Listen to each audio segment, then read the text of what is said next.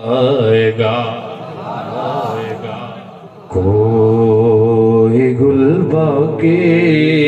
رہے گا نہ چمن رہ جائے گا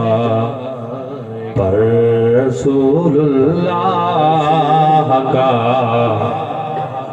دین حسن رہ جائے پر رسول اللہ کا دین حسن رہ جائے گا اور نام شان جہاں مٹ جائیں گے لیکن یہاں نام شان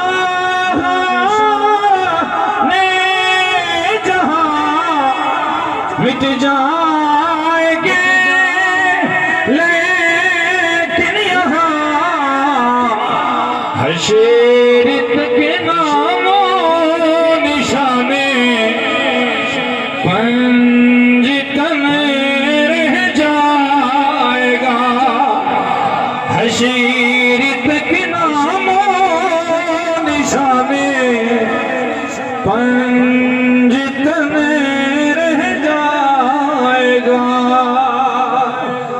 پر رسول اللہ کا دین حسن رہ جائے۔ آپ کو اس نعت کا پس منظر بتا دوں، یہ نعت مولانا کافی رحمت اللہ علیہ کفایت اللہ کافی آپ کو جب انگریزوں نے اس بات کی سزا دی کہ آپ نے کہا انگریز کے خلاف جہاد فرض ہے، کیا کہا؟